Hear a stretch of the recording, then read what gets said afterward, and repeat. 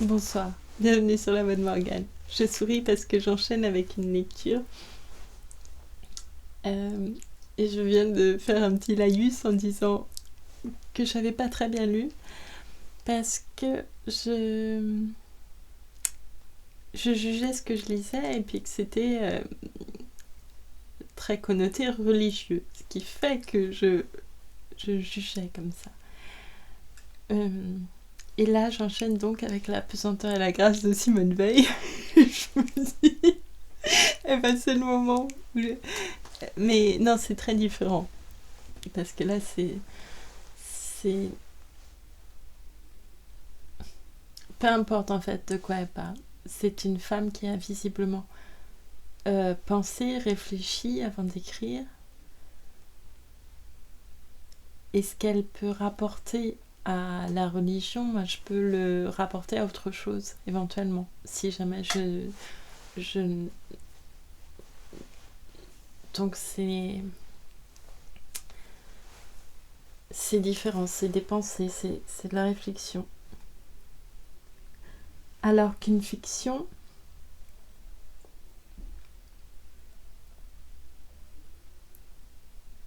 une fiction me fait un peu plus peur sur l'effet qu'elle peut produire sur une personne qui va lire ça sans esprit critique.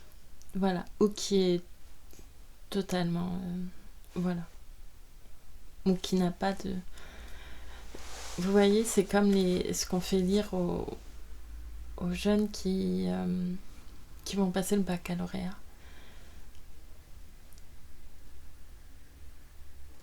Parce que moi, ça m'a déprimée, hein, vraiment. Il y a beaucoup de thèmes qui reviennent sans cesse.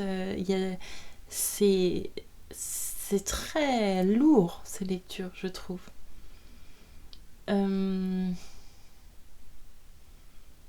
Alors, heureusement, ils le lisent plus comme c'est une tannée pour eux, donc parfois il y a un... Ou pas d'ailleurs, mais comme c'est une lecture obligatoire, moi je sais que j'avais toujours ce truc, quand on te donne un livre à lire, en plus il fait 300 pages.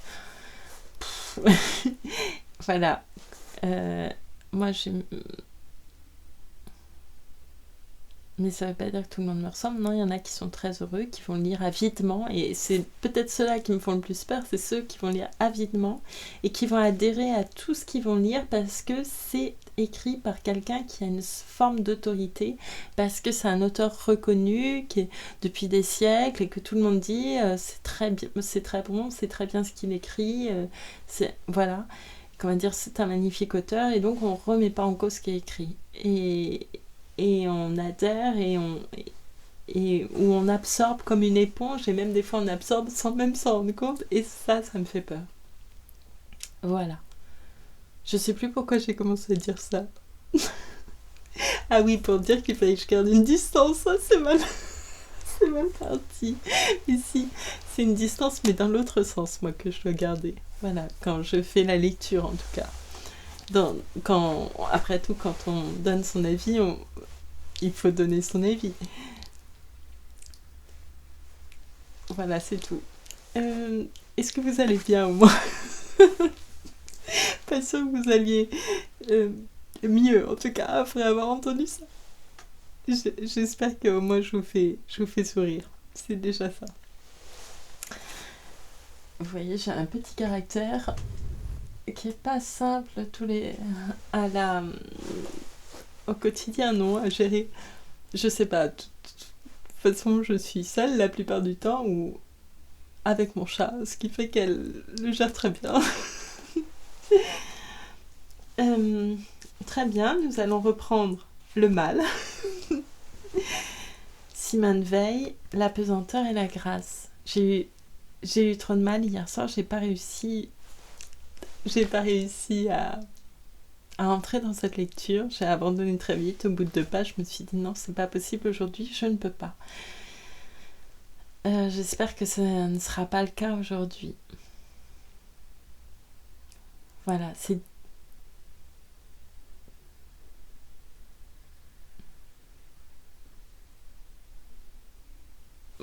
tout. Je suis un peu tendue. Mais je crois que c'est des contractures. Oui, mais donc c'est pas trop grave. 5 minutes d'introduction pour ne rien dire ou que des bêtises, c'est trop. Voilà.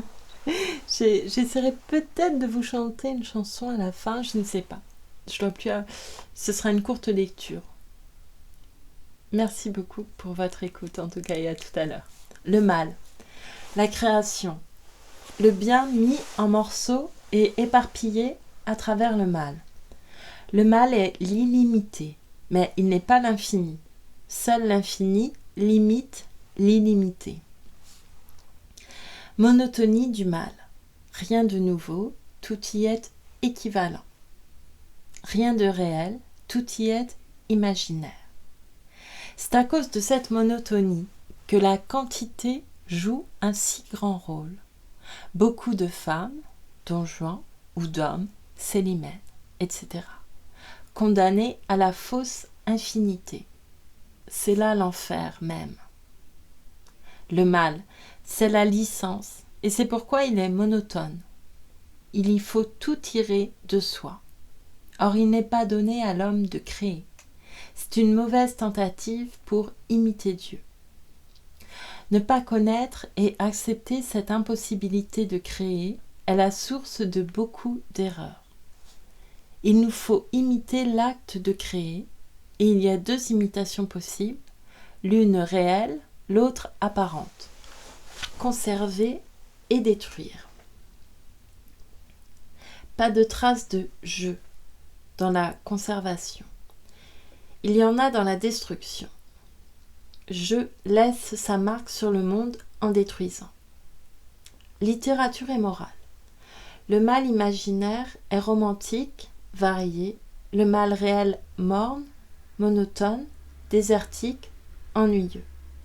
Le bien imaginaire est ennuyeux. Le bien réel est toujours nouveau, merveilleux, enivrant. Donc la littérature d'imagination est ou ennuyeuse ou immorale, ou un mélange des deux. Elle n'échappe à cette alternative qu'en passant en quelque sorte, à force d'art, du côté de la réalité, ce que le génie seul peut faire.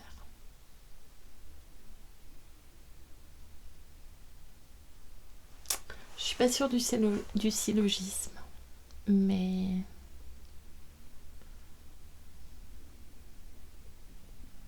Et là, il faudrait que je réfléchisse un peu trop longtemps. Pas sur le syllogisme, mais sur ce que je pense de ça. On continue. Une certaine vertu inférieure est une image dégradée du bien, dont il faut se repentir, et dont il est plus difficile de se repentir que du mal. Pharisiens et publicains. Le bien comme contraire du mal lui est équivalent en un sens comme tous les contraires. Ce que le mal viole, ce n'est pas le bien, car le bien est inviolable.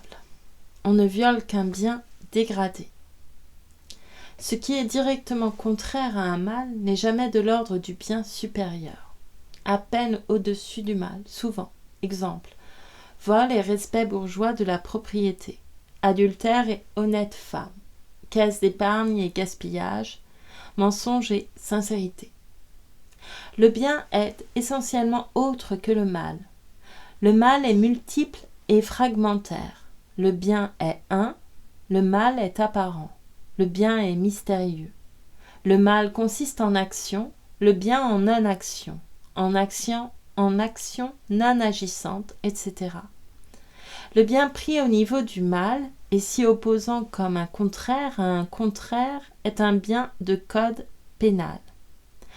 Au-dessus se trouve un bien qui, en un sens, ressemble plus au mal qu'à cette forme basse du bien. Cela rend possible beaucoup de démagogie et de paradoxes fastidieux. Le bien qui se définit à la façon dont on définit le mal doit être nié. Or, le mal le nie, mais il le nie mal. Y a-t-il union de vices incompatibles chez les êtres voués au mal ? Je ne crois pas. Les vices sont soumis à la pesanteur, Et c'est pourquoi il n'y a pas de profondeur, de transcendance dans le mal. On a l'expérience du bien qu'en l'accomplissant. On a l'expérience du mal qu'en s'interdisant de l'accomplir, ou, si on l'a accompli, qu'en s'en repentant. Quand on accomplit le mal, on ne le connaît pas, parce que le mal fuit la lumière. Est-ce que le mal, tel qu'on le conçoit lorsqu'on ne le fait pas, existe ? Le mal qu'on fait ne semble-t-il pas quelque chose de simple, de naturel qui s'impose ? Le mal n'est-il pas analogue à l'illusion ? L'illusion, quand on en est victime, n'est pas sentie comme une illusion, mais comme une réalité. De même peut-être le mal. Le mal, quand on y est, n'est pas senti comme mal, mais comme nécessité ou même comme devoir.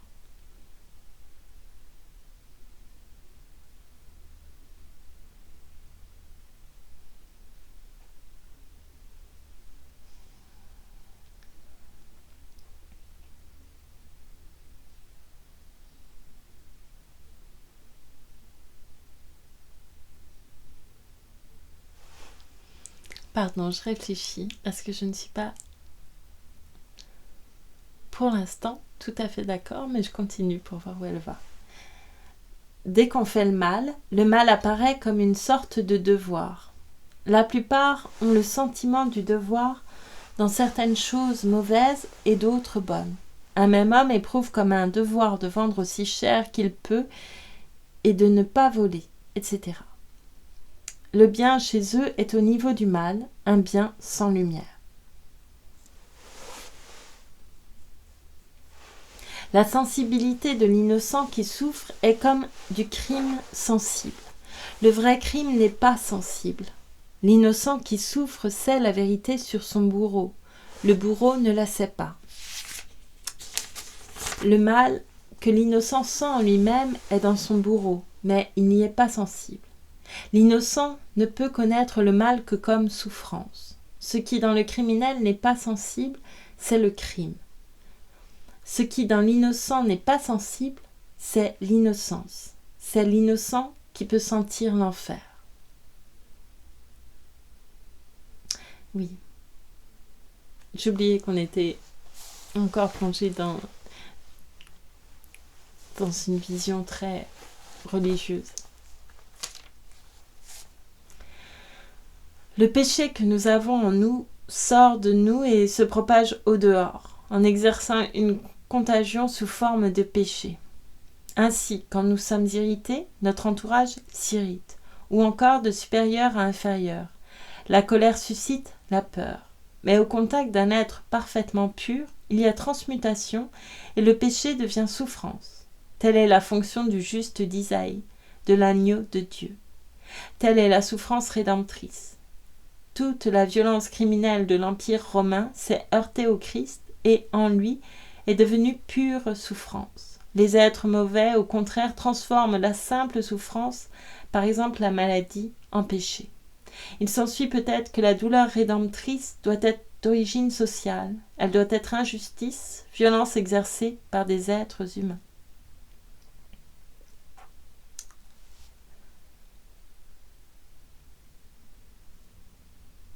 Pardon, je suis un petit peu prise là parce que ça rejoint exactement, ça rejoint quand même beaucoup la lecture que je viens de faire sur...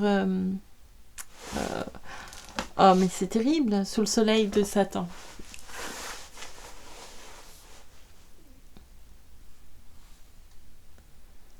Le faux Dieu change la souffrance en violence. Le vrai Dieu change la violence en souffrance. La souffrance expiatrice est le choc en retour du mal qu'on fait, et la souffrance rédemptrice est l'ombre du bien pur qu'on désire.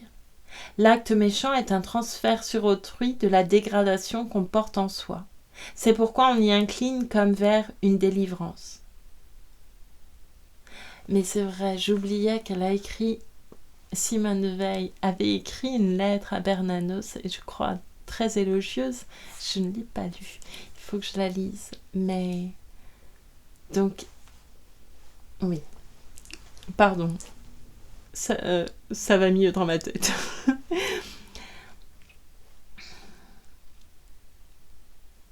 Tout crime est un transfert du mal de celui qui agit sur celui qui subit.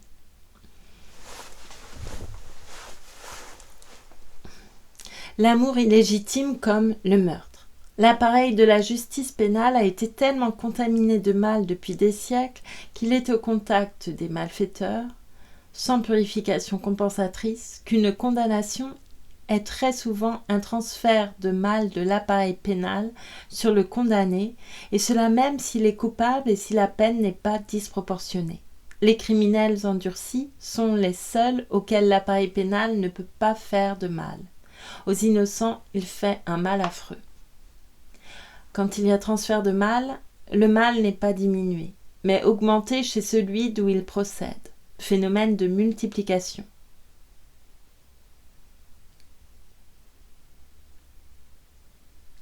Il en est de même pour le transfert du mal qui s'opère sur des objets. Alors, où mettre le mal ? Multiplication. Il faut le transférer de la partie impure dans la partie pure de soi-même, le transmuant ainsi en souffrance pure. Le crime qu'on a en soi, il faut l'infliger à soi. Mais on aurait vite fait ainsi de souiller le point de pureté intérieure si on ne le renouvelait pas par le contact avec une pureté inaltérable, placée en dehors de toute atteinte. La patience consiste à ne pas transformer la souffrance en crime. Cela suffit déjà à transformer du crime en souffrance. Transférer le mal sur des choses extérieures, c'est déformer les rapports des choses. Ce qui est exact et déterminé, nombre, proportion, harmonie, résiste à cette déformation. Quel que soit mon état de vigueur ou de lassitude, dans 5 km, il y a 5 bornes kilométriques. C'est pourquoi le nombre fait mal quand on souffre. Il s'oppose à l'opération de transfert. Fixer l'attention sur ce qui est trop rigoureux pour être déformé par mes modifications intérieures, c'est préparer en moi l'apparition d'un invariant et l'accès à l'éternel.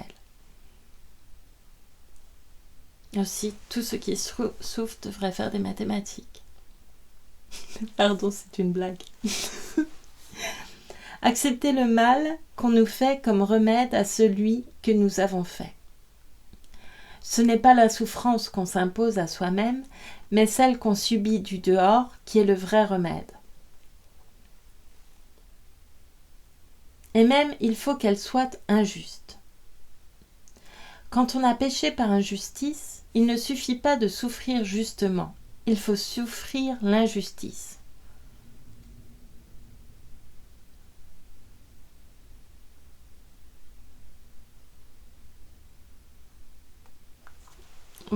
Ça fait un petit peu œil pour œil, dent pour dent, non ?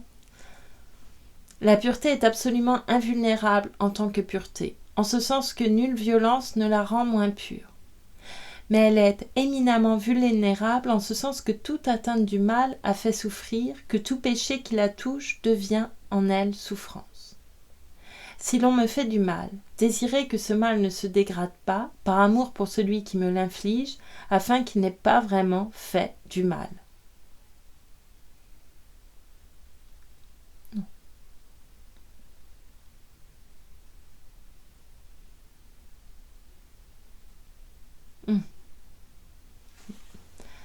J'ai compris son truc, mais...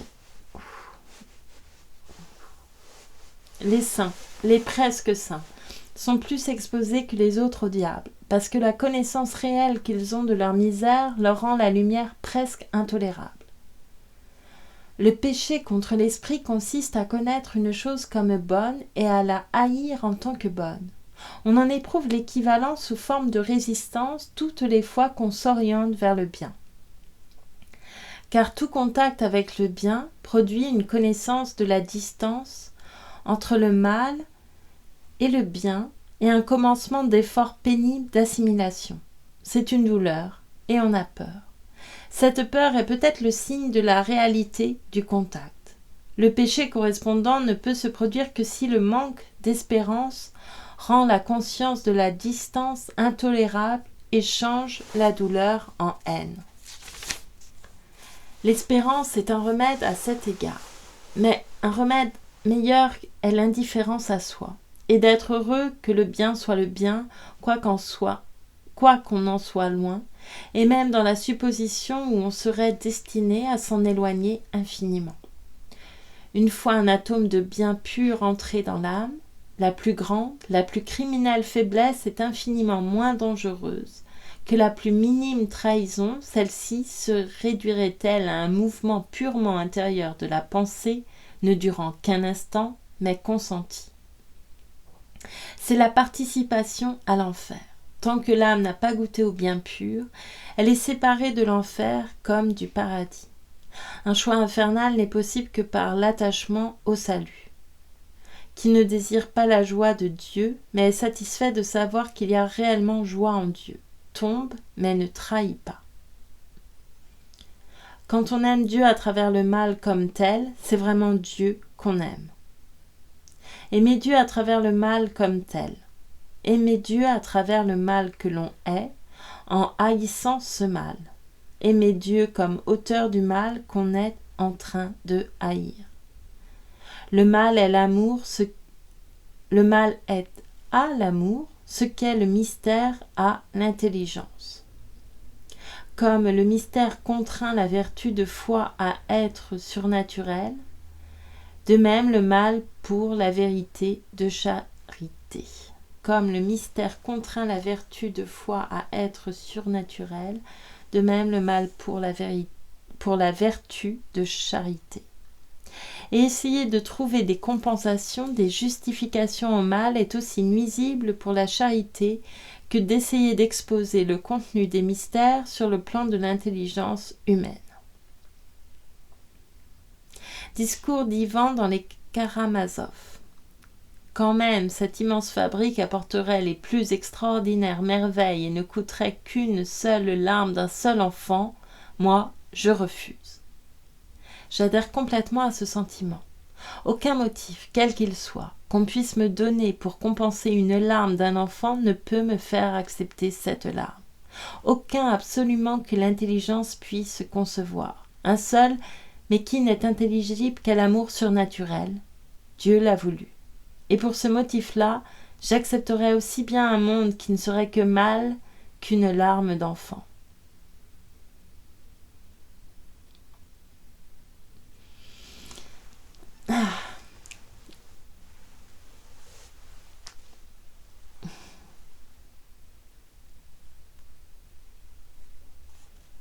C'est là que c'est difficile.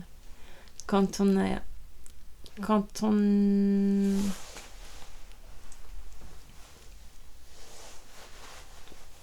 n'accepte pas que Dieu, la religion, c'est là que c'est difficile. La lecture. Non, je sais pas comment, parce que peut-être que vous êtes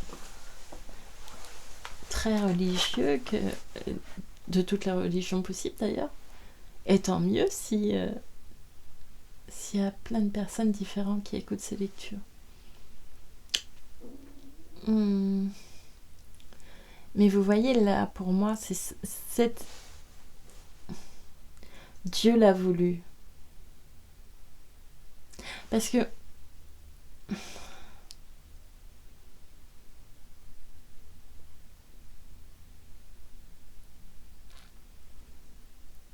en plus, ça me semble en contradiction avec certaines choses qu'elle a dit auparavant.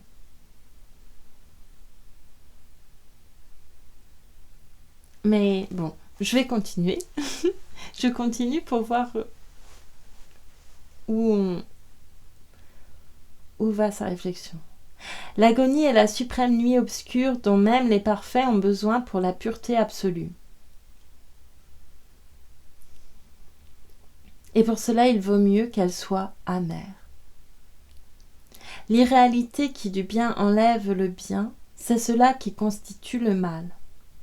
Le mal, c'est toujours la destruction de choses sensibles où il y a présence réelle du bien. Le mal est accompli par ceux qui n'ont pas connaissance de cette présence réelle.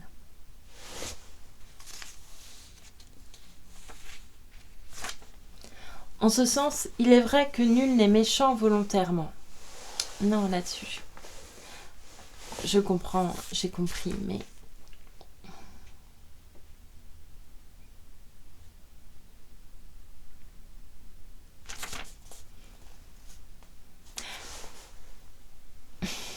Mais pour moi, quand elle dit ça, c'est comme si elle se...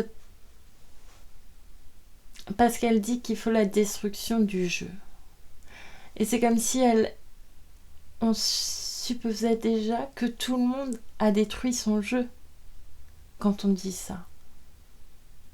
En même temps. Enfin, en tout cas, c'est l'impression que ça me donne. Et en même temps, je sais que c'est difficile de discuter quelque chose sur... J'essaie de faire quelque chose qui est compliqué. J'essaie de discuter des arguments qu'on m'apporte. Et en plus, je discute seule. Mais enfin non, j'essaie de discuter avec elle. De discuter sur deux... C'est pas seulement des manières de penser.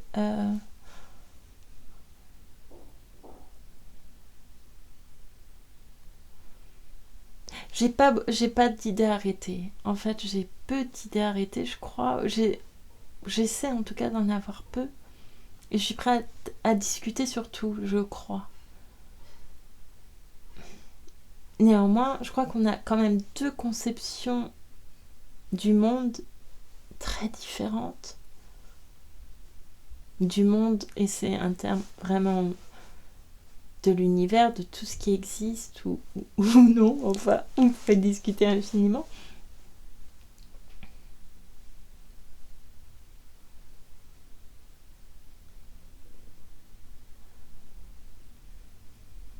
Est-ce que c'est possible de tordre la pensée à ce point? Et je pense que oui. Je peux... Mais il y a certains arguments qu'on vous dit, qu'on vous avance, et on vous dit c'est ainsi, et c'est indiscutable. Et je crois que finalement c'est ça qui me pose problème. Peut-être.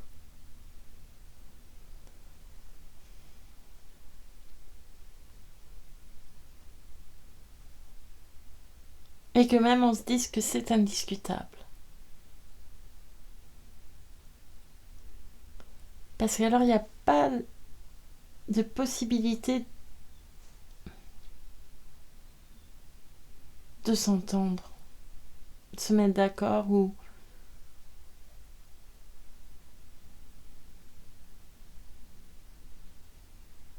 Et même de discuter. D'essayer de trouver un terrain. Pardon, je continue. Je pars dans des délires. Je vous ai dit, c'est une courte lecture. On enchaîne avec le malheur, la croix. Pardon, je ris, mais balance et levier. L'impossible. Contradiction. Bah, pourquoi pas. Et après la contradiction, on a la distance entre le nécessaire et le bien. Bon, peut-être qu'on arrêtera là et peut-être avant. Et peut-être que que je vais être coupée, tout simplement.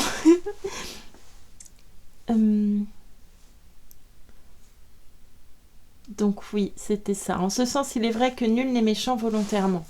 Les rapports de force donnent à l'absence le pouvoir de détruire la présence. On ne peut contempler sans terreur l'étendue du mal que l'homme peut faire et subir.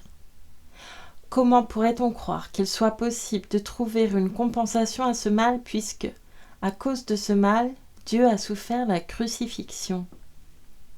Bien et mal, réalité.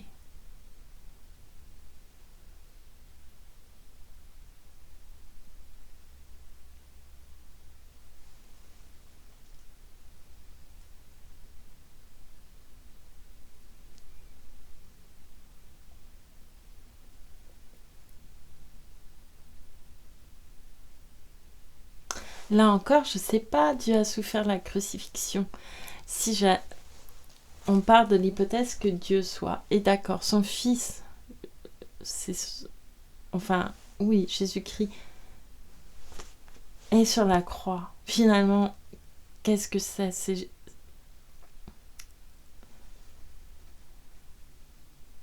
D'accord, il est venu, on va dire, pour éveiller les hommes et tout ça. Il se retrouve malmené,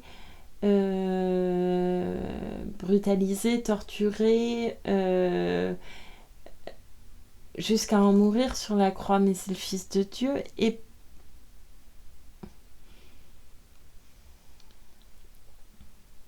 Et d'accord, si Dieu a souffert ça, mais d'autres ont souffert peut-être plus que ça.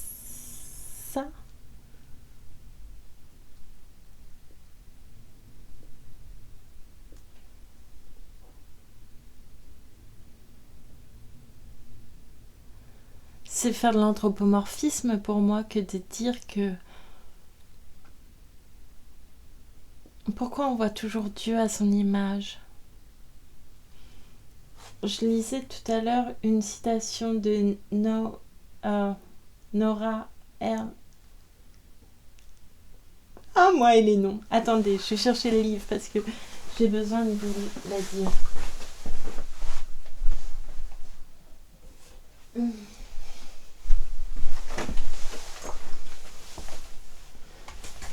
Oh là là, vous avez vu. Pas grave. Je suis pas très mince en ce moment. Aujourd'hui, je me sentais mal dans ma peau, mais c'est pas grave. God always behave like the people who make them. Les dieux se comportent toujours comme les gens qui les font. Zora Neale Hurston. Pardon.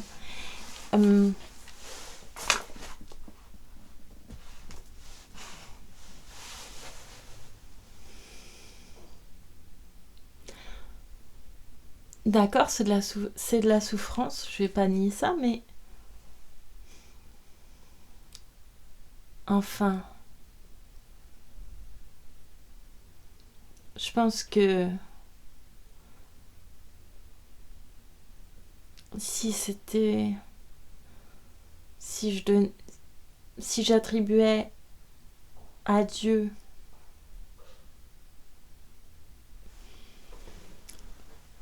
je sais pas, plein de capacités, je serais capable de croire qu'en fait, le traitement de son fils, il était capable de le prévoir aussi.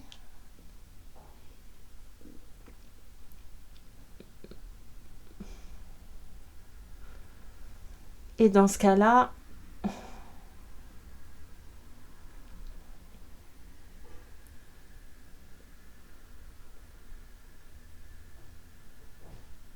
je dis pas qu'on puisse compenser le mal, c'est pas ça que je suis en train de dire. Mais je parlais de la fin de la préposition.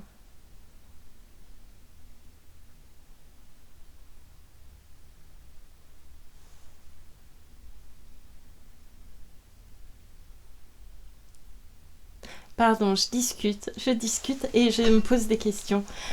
Je ne fais que ça. Bien et mal, réalité. Est bien ce qui donne plus de réalité aux êtres et aux choses. Mal ce qui leur en enlève. Est bien ce qui donne plus de réalité aux êtres et aux choses. Mal ce qui leur en enlève. Les Romains ont fait le mal en dépouillant les villes grecques de leurs statues parce que les villes, les temples, la vie de ces Grecs avait moins de réalité sans les statues et parce que les statues ne pouvaient avoir autant de réalité à Rome qu'en Grèce.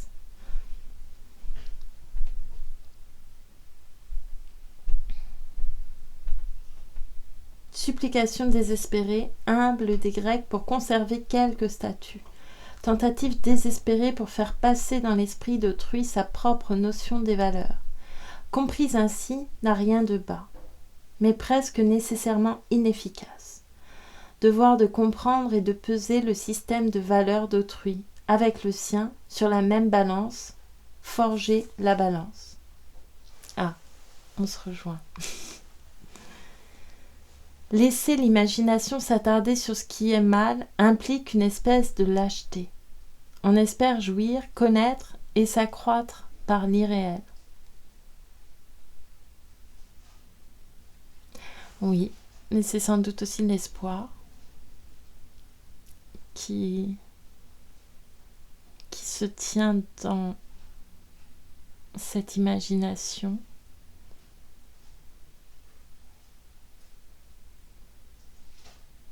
Est-ce que l'espoir, c'est pas proche de la foi? Est-ce que... Non. Pour elle, l'espoir ne doit... j'imagine qu'elle va me dire que la foi ne doit pas subir les mêmes... c'est ce qu'elle dit d'ailleurs, croyance en Dieu, quand elle dit qu'il faut aimer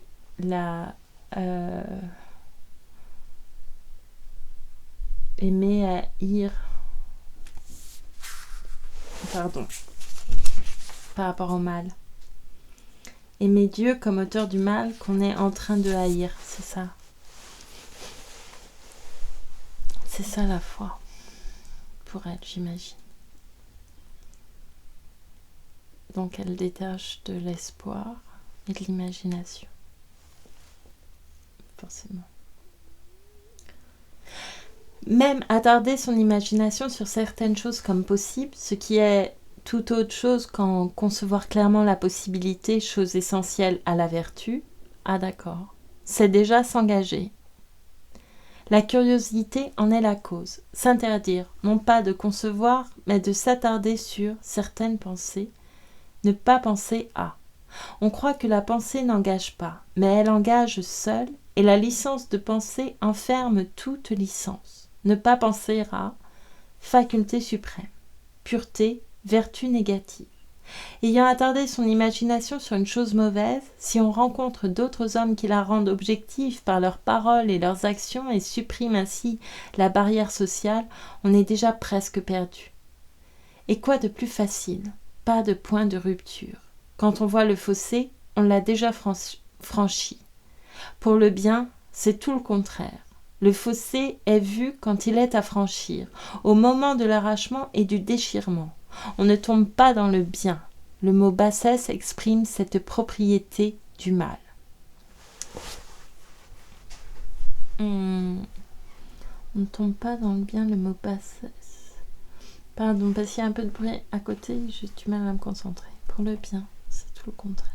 Le fossé est vu quand il est à franchir. Est-ce que c'est pas plutôt quand on est en train de le franchir même? On ne tombe pas dans le bien.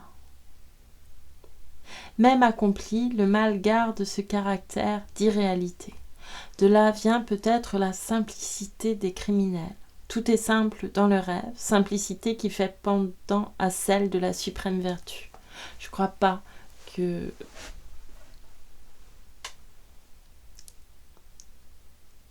on puisse faire cette généralité que tous les criminels sont simples. Non, je ne crois pas. Je crois qu'en fait, c'est... Bon. Il faut que le mal soit rendu pur, ou la vie est impossible. Dieu seul peut cela. C'est l'idée de la Gita. C'est aussi l'idée de Moïse, de Mahomet, de l'hitlérisme. Mais Jéhovah, Allah, Hitler sont des dieux terrestres. La purification qu'ils opèrent est imaginaire.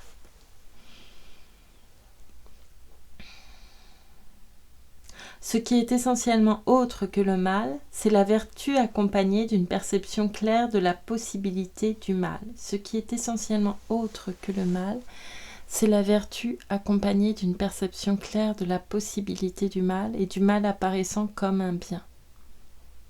La présence d'illusions abandonnées, mais présente à la pensée, est peut-être le critérium de la vérité.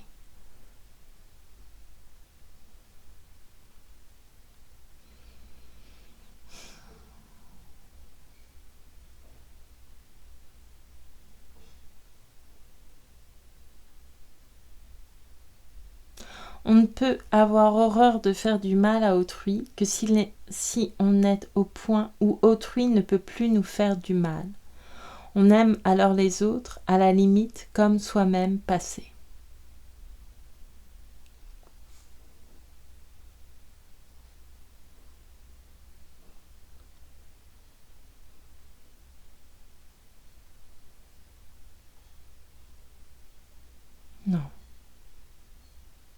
La contemplation de la misère humaine arrache vers Dieu. Et c'est seulement en autrui aimé comme soi-même qu'on la contemple.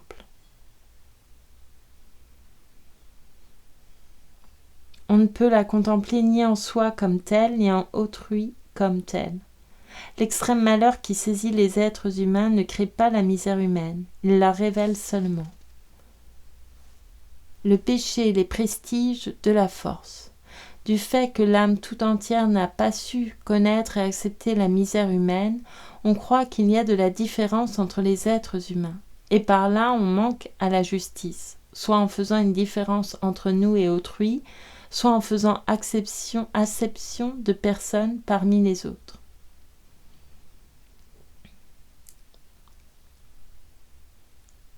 Cela vient de ce que l'on ne sait pas que la misère humaine est une quantité constante et irréductible, aussi grande en chaque homme qu'elle peut l'être, et que la grandeur vient d'un seul Dieu, de sorte qu'il y a identité entre un homme et un autre. On s'étonne que le malheur n'en oblige pas. C'est que quand on pense à un malheureux, on pense à son malheur, mais le malheureux ne pense pas à son malheur, il a l'âme emplie de n'importe quel infime allègement qu'il puisse convoiter.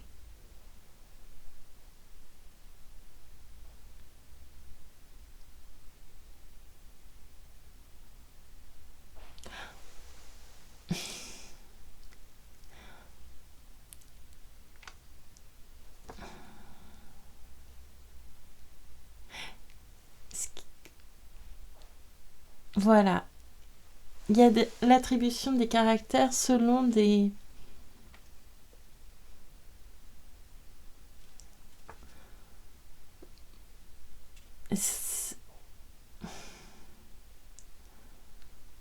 À partir du moment où on considère un humain pour un humain, je vois pas ce qui serait plus surprenant, ce qui aurait de plus surprenant à se dire que le malheur devrait ennoblir une personne, tandis qu'une autre personne qui aurait une chance extraordinaire et serait très protégée du malheur, ne devrait être que bonne et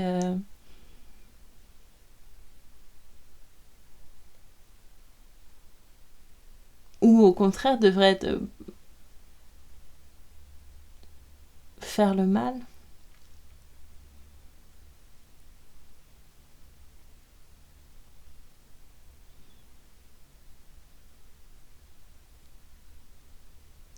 C'est là où la religion et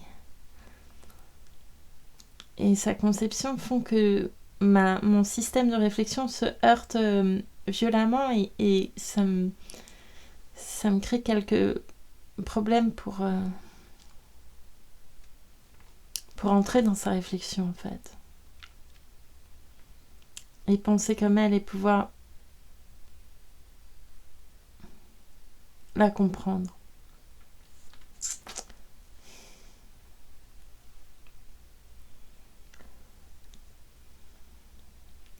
Comment n'y a-t-il pas du mal dans le monde ? Il faut que le monde soit étranger à nos désirs. S'il était sans contenir de mal, nos désirs alors seraient entièrement mauvais. Il ne le faut pas. Il y a toutes les gammes de distance entre la créature et Dieu. Une distance où l'amour de Dieu est impossible. Matière, plantes, animaux. Le mal est si complet là qu'il se détruit. Il n'y a plus de mal, miroir de l'innocence divine. Nous sommes au point où l'amour est tout juste possible. C'est un grand privilège, car l'amour qui unit est proportionnel à la distance. Dieu a créé un monde qui est non le meilleur possible, mais comporte tous les degrés de bien et de mal. Mais sommes au point où il est le plus mauvais possible, car au-delà est le degré où le mal devient innocence.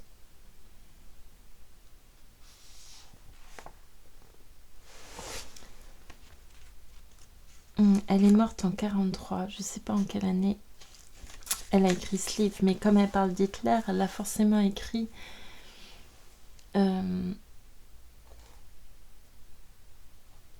j'imagine que là, elle l'a écrit pendant la guerre. puisque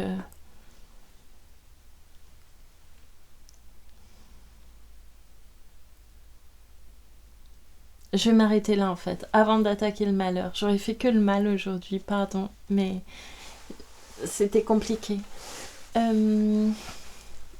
Peut-être pas pour vous, c'est peut-être compliqué que pour moi, pardon.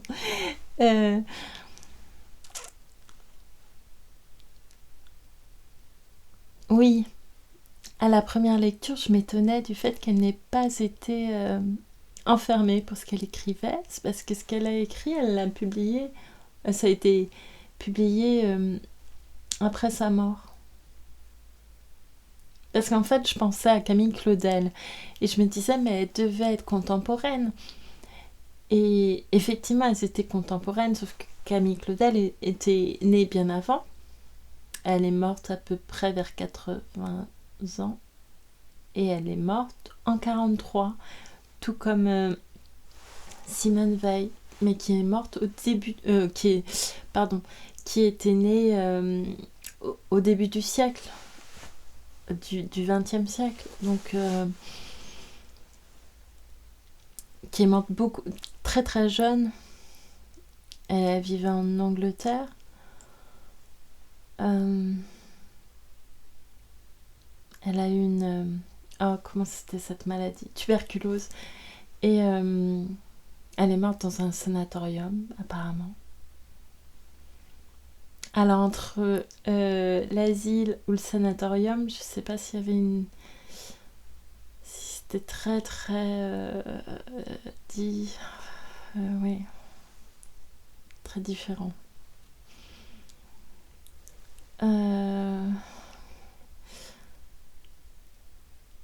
Voilà. Je sais pas pourquoi je dis ça. Pardon. Je pars des fois dans des considérations vraiment un peu bizarres. Pardon. J'ai frisson.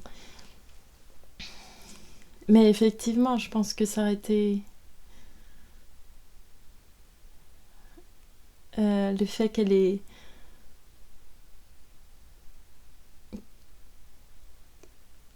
voilà, qu'elle ait travaillé dans des usines, qu'elle se soit, je pense, détachée de sa famille. Je sais pas trop sa vie, il faudrait que je me renseigne plus, que je lise des choses.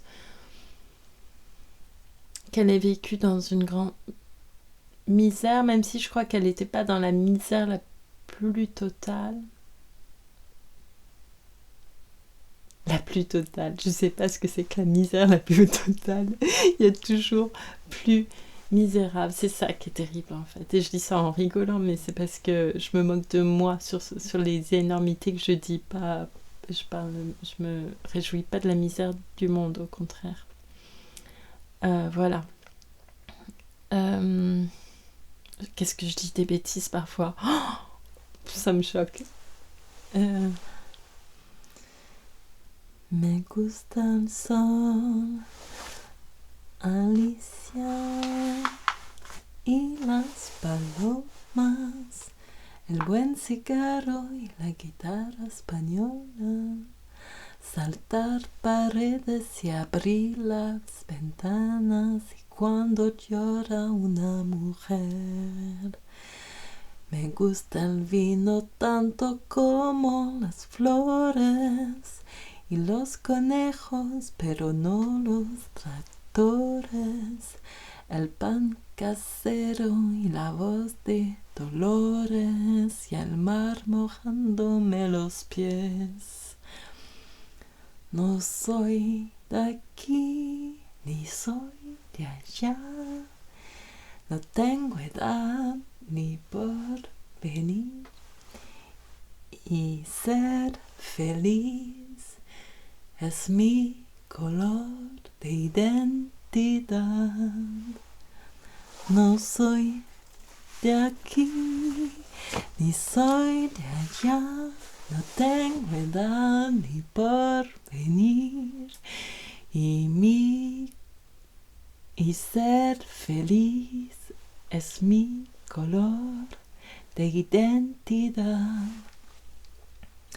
Me gusta estar tirado siempre en la arena, o en bicicleta perseguir a Manuela, o todo el tiempo para ver las estrellas con la María en el trigal.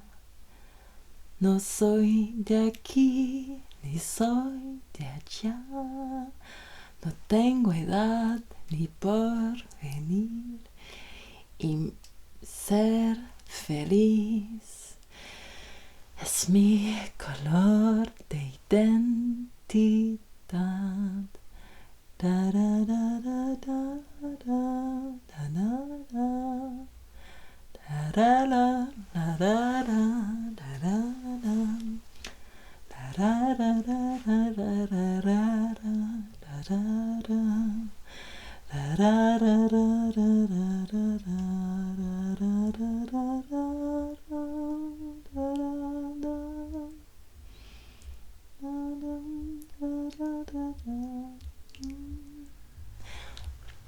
Voilà, encore une fois, je pars ailleurs. Elle est jolie cette chanson. Je sais pas si j'avais juste envie de chanter ça pour changer un petit peu d'ambiance.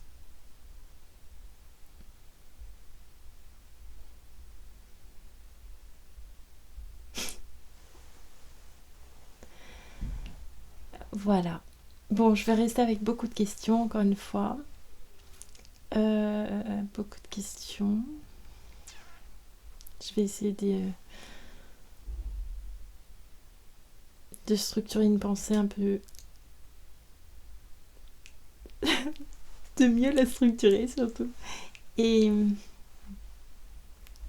puis je vais continuer. De toute façon, j'ai au moins envie de terminer ce livre-là avec vous. Après, je sens bien que je suis pas très à l'aise pour vous lire des livres qui impliquent une réflexion plus intense, ou j'allais dire une réflexion tout court. Non, mais une réflexion un peu philosophique, où forcément j'ai envie de me poser des questions, j'aimerais en discuter. Et c'est difficile quand on n'a pas quelqu'un pour répondre. Voilà. En même temps, oui, moi je suis pas philosophe, donc c'est ce que font les philosophes, mais moi je le suis pas. Donc voilà. Très bien. Je crois qu'on peut s'arrêter là. Je vous remercie beaucoup, beaucoup, beaucoup pour votre écoute. J'espère que je ne vous aurai pas trop cassé les oreilles. Je fais des fautes de français aussi des fois. Beaucoup, j'en fais beaucoup. Faut pas se préoccuper. De ça, j'en ai conscience, souvent. Quand je le dis, je me dis oula, oula. Mais voilà. Merci, j'ai froid. Je vais aller au chaud. À très bientôt. Merci beaucoup.